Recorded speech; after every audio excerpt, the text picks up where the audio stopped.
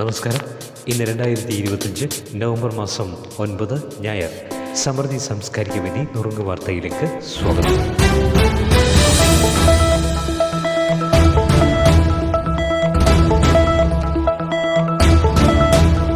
Angola Botswana സന്ദർശനത്തിനായി രാഷ്ട്രപതി ദ്രൗപദി മുർമു യാത്ര തിരിച്ചു. കേരളത്തിന്റെ 3ാം വന്ദേ ഭാരത് എക്സ്പ്രസ്സായ എറണാകുളം ബാംഗ്ലൂർ എക്സ്പ്രസിന്റെ ഫ്ളാഗ് ഓഫ് പ്രധാനമന്ത്രി നരേന്ദ്രമോദി നിർവഹിച്ചു. കേരളത്തിനായി നബാർഡിന്റെ 1441 കോടി രൂപയുടെ പദ്ധതികൾക്ക് അംഗീകാരം. തീവ്ര വോട്ടർ പട്ടിക പരിഷ്കരണത്തിനായി പ്രവാസി വോട്ടർമാർക്ക് മാത്രമായി കോൾ സെന്ററിന് രൂപം നൽകും. സംസ്ഥാനത്ത് പ്രതിമാസം 2000 രൂപയായി വർദ്ധിപ്പിച്ച സാമൂഹ്യ സുരക്ഷാ പെൻഷനും കുടിശ്ശികയിലെ അവസാന ഗഡുവായ 1600 രൂപയും ഉൾപ്പെടെ ഈ മാസം 20 ശേഷം വിതരണം ചെയ്യുമെന്ന് KN ബാലഗോപാൽ. പാർലമെന്റിന്റെ ശൈത്യകാല സമ്മേളനം അടുത്ത മാസം 1 മുതൽ 19 വരെ നടക്കും.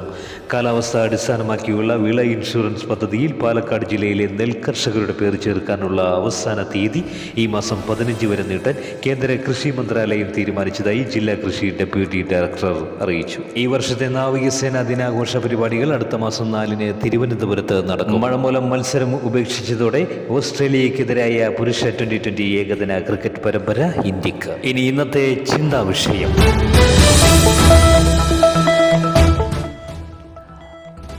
നമ്മുടെ ലക്ഷ്യങ്ങളിലേക്കുള്ള വഴിയിൽ ഏറ്റവും വലിയ തടസ്സമായി വരുന്നത് പലപ്പോഴും നമ്മുടെ കഴിഞ്ഞകാല ചിന്തകളാണ്. പുതിയൊരു ദിവസം പുതിയൊരു തുടക്കമാണ്. ഇന്നലെ സംഭവിച്ചതൊന്നും ഇന്നത്തെ നിങ്ങളുടെ പരിശ്രമങ്ങളെ നിർവചിക്കുന്നില്ല. ഇന്നിനു വേണ്ടി പ്രവർത്തിക്കുക. നിങ്ങളുടെ പുതിയ തീരുമാനങ്ങൾ നിങ്ങളുടെ ഭാവിയോട് സംസാരിക്കട്ടെ.